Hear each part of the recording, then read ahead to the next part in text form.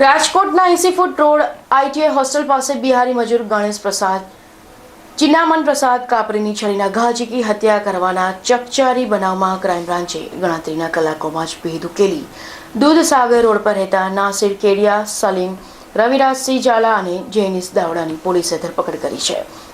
પૂછતાછમાં લૂંટના ઈરાદે નહીં પરંતુ સ્વ બચાવમાં બિહારી યુવકની હત્યા થયાનું બહાર આવ્યું છે. 5 થી 6 બિહારી મજૂરો નશાખોર હાલતમાં અંદરોઅંદર ઝઘડા કરતા હોય વચ્ચે પડેલા ગરાસિયા શખ્સોએ ગાળું બોલવાની ના પાડતા તેના પર હુમલો કર્યો હતો, જેને બચાવવા જતાં બિહારી યુવાની હત્યા થયાનું જણાવવામાં આવ્યું હતું. અહેવાલ લલિત વ્યાસ. ગઈ તારીખ 8, 10, 14ના રોજ એક બિહારી યુવક છે ગણેશ પ્રસાદ સિંહ કાપરીની હત્યા થયેલી, સાથે લૂંટ પણ થયેલી. જે બનાવ અનુસંધાને થોરાડા પોલીસ સ્ટેશનને ગુનો દાખલ થયેલ.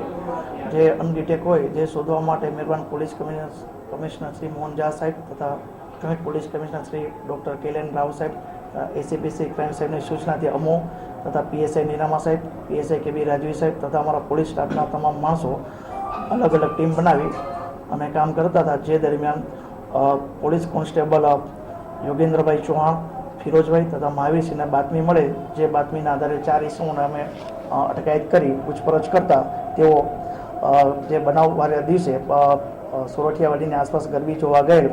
જે ગરબી જોઈને પરત આવતા હતા તે દરમિયાન બનાવવાળી જગ્યાએ પેશાબ અંધારું હોય પેશાબ કરવા માટે રોકાયેલા. જે દરમિયાન ત્યાં 5 થી 6 ઇસમો અંદરો અંદર ઝઘડો કરતા એવી હાલતમાં જણાતા આ લોકો ત્યાં જોવા ગયેલ અને ત્યાં લોકોએ ગાળો આપી અને કાઢવાનો પ્રયત્ન કરેલ અને સામેવાળાને પણ મારેલ.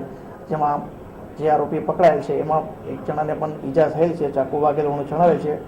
જે જોઈ અન્ય 2 ઇસમો ભાગી ગયેલ.